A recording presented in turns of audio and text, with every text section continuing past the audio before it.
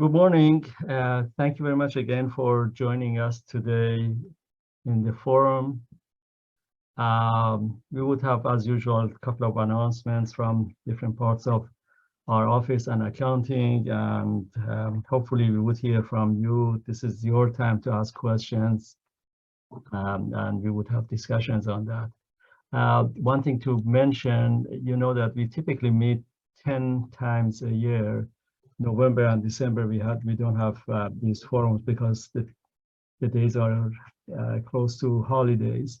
So after this one, we would have one more next month, and then the following one would be at the beginning of the next year. So with that, let's start with an update from our proposal side.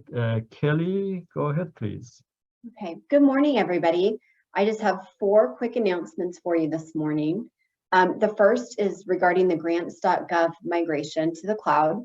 As many of you probably remember, that migration began last week on September 23rd and runs through tomorrow, September 29th.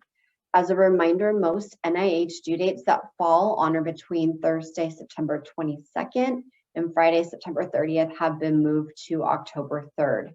With a few exceptions that we haven't yet seen.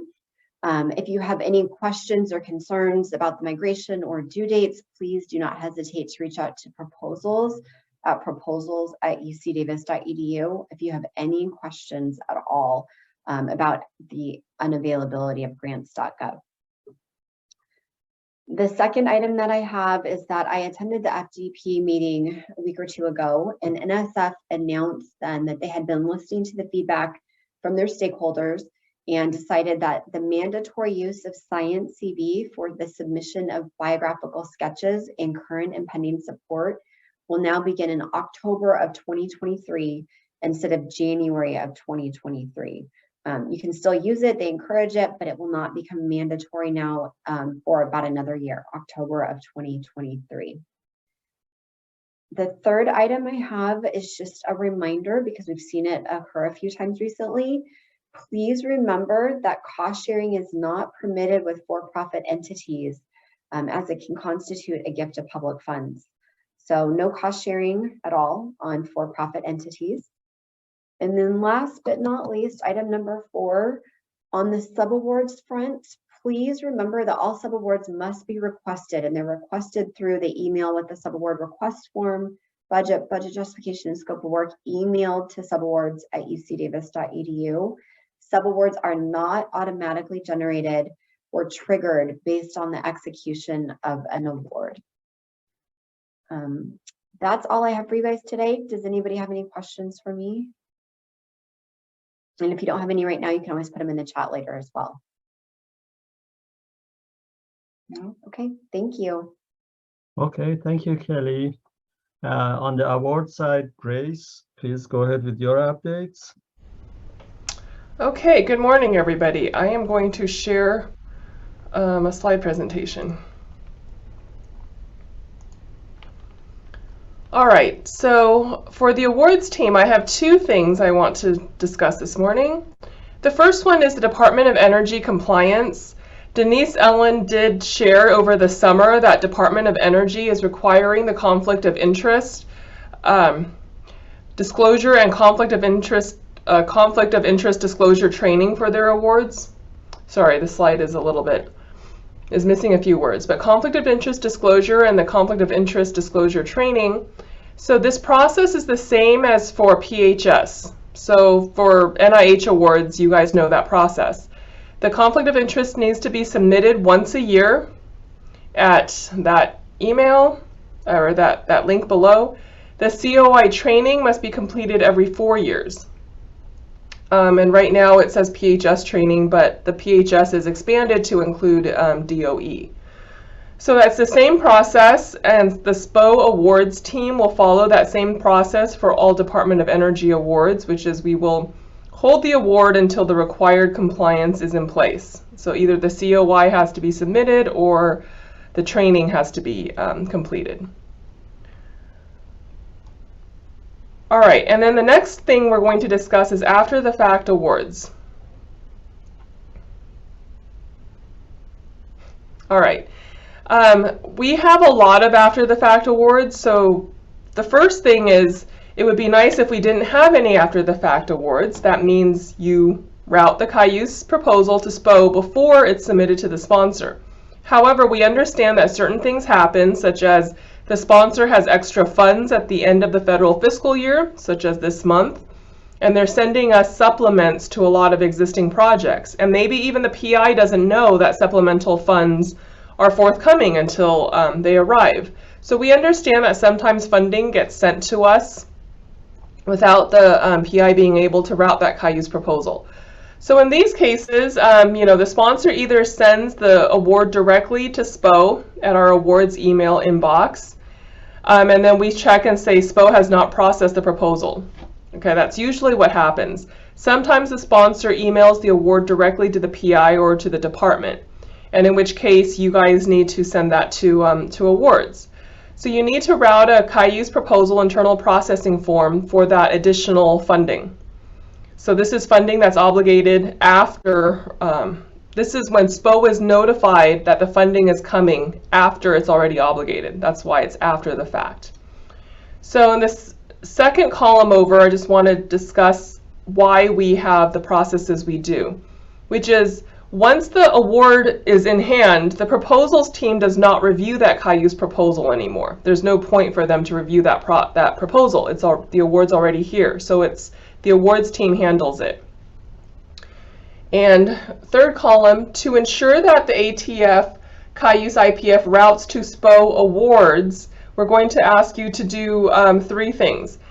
Because if you don't have these things, the normal process is the Cayuse IPF routes to proposals team. You don't want that to happen because that will hold up your award. So you want that after the fact award to go directly to the awards team. So to ensure the Cayuse IPF routes to SPO awards for after the fact awards, first of all, please upload the award into the Cayuse proposal, into those documents. You already have the award in hand. Either the SPO awards team has sent the PI the notification email and copied you, the department admin, on that assignment email, so you have the award, or the PI will send you the award. So either way, you will have the award. That's what makes it the ATF. So in the proposal type, indicate after the fact as the proposal type.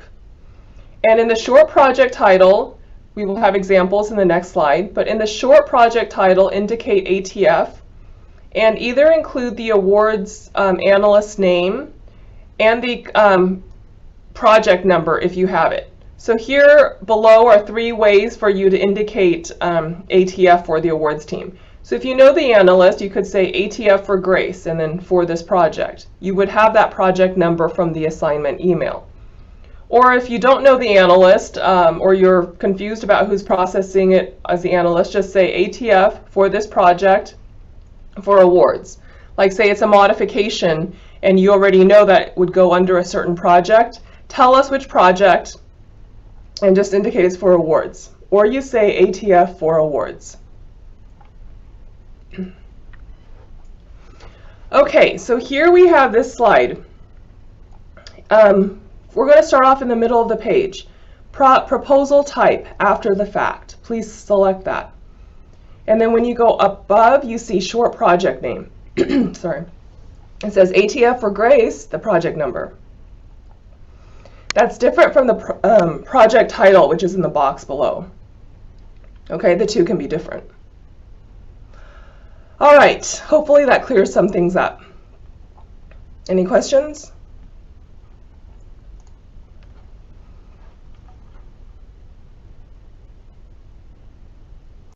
I have a question about amendments. Those we just send them to the email awards, right? Yeah. Yes. I don't have to go in and Cayuse and enter like anything like after the fact. You can always send something directly to awards. Okay. Yeah.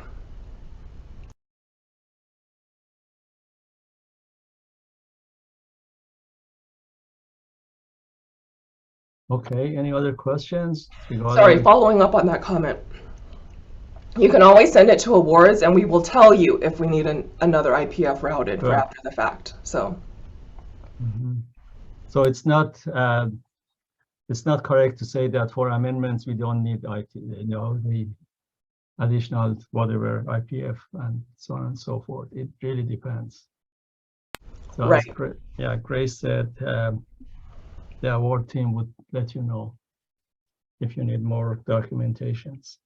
Again, the purpose of all of this is to move things forward as fast as possible. So if the more information you give us, the easier it would be to connect it to the right documents, files, and so on and so forth, and basically save time on both sides, your side and our side, to move things forward.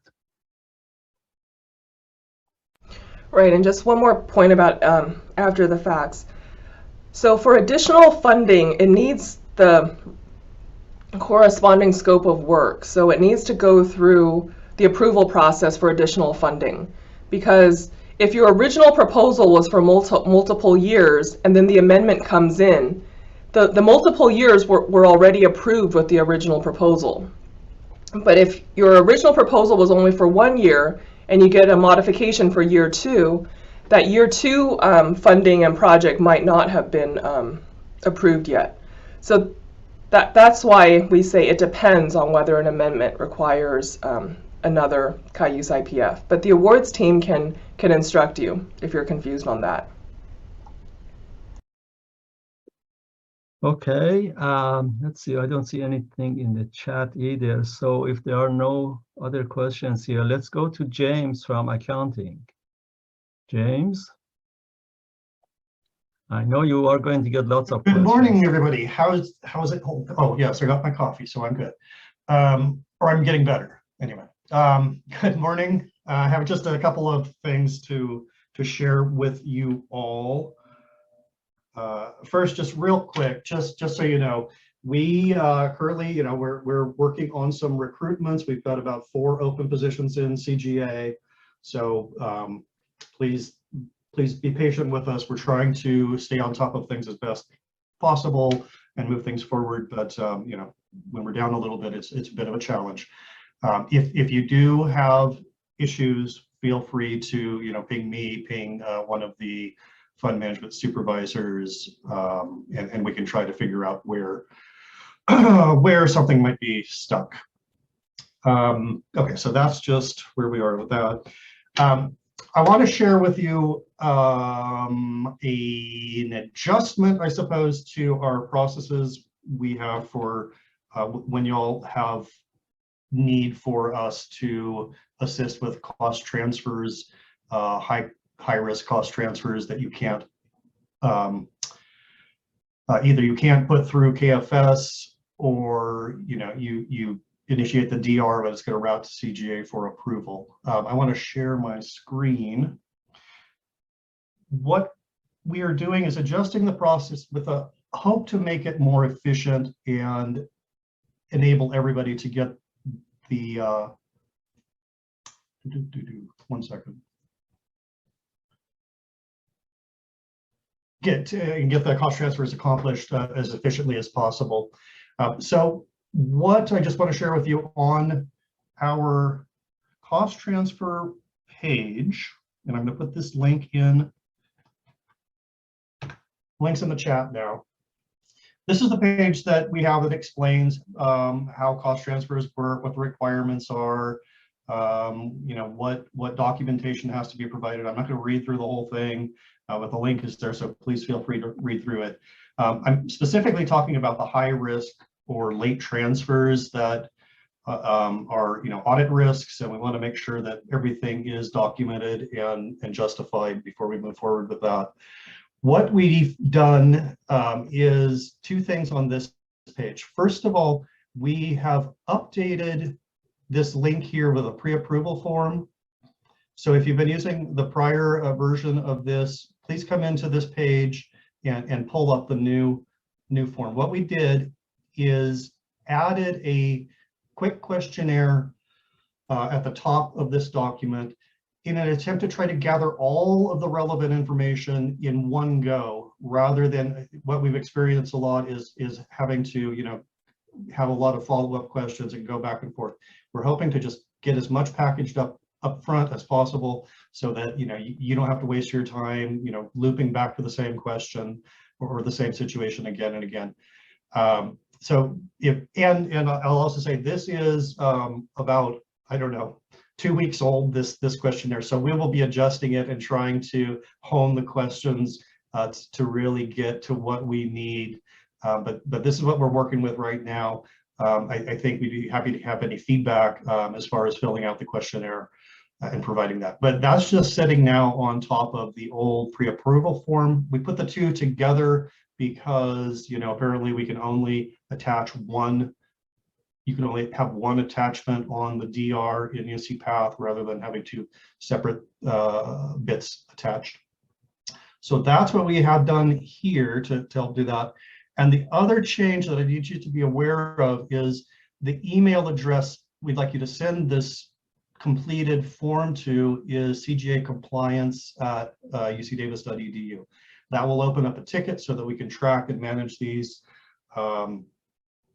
again, hopefully more efficiently than we've been able to do. And we'll just be able to work with you to get these completed and crossed off the list. Just the last thing I want to just throw out, at the bottom of this page, there is the link to the UCLP Business and Finance Bulletin A47, which really is the basis of our cost transfer policies. So just so you know, we aren't just making this up to cause you extra work. We really do need to comply with some requirements, and of course those requirements from UCLP are based on large part on federal guidance. So okay, so that's what I wanted to share. So if there are any questions, I'd be happy to attempt to answer whatever might be.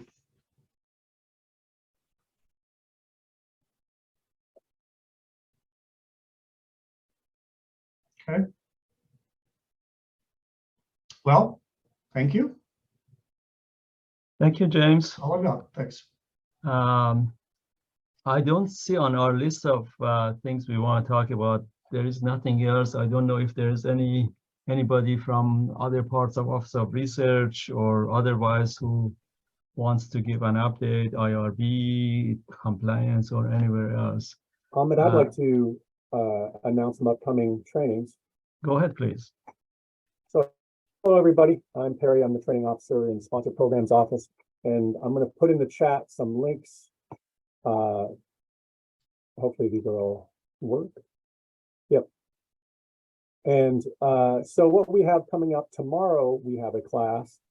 It's part of the UC Learning Center. It's proposal preparation and submission, and I've put the link so you can get some more details on that. It's from 9 to 12 tomorrow. On October 13th, we have another class called Cayuse Professional Profiles and Role Management. And that class is from 1 to 4 on Thursday, October 13th. And through our quarterly research administration workshop series, we have a quarterly class coming up in October on Thursday, October 27th. And it's proposal budget development using the OR budget templates. And that class will occur from 9 to 11. So for that class, send me an email at spotraining@ucdavis.edu, and I'll send you the Zoom link to access it. So if anyone has any questions, I'm happy to answer those. Otherwise, enjoy the rest of your day. So any other questions anywhere from any of us, or anything you want to share from the point of view of department? There are lots of people here right now, more than 160 people. So there has to be something you want to discuss.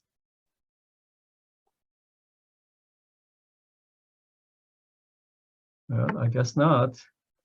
Well, if there is nothing else, we can go back to our day's work and serve the campus that we serve. See you next time, next month. And remember, next month would be the last forum for this year. So bring your questions, as many as you have for 3 months worth. Thank you very much. Bye-bye.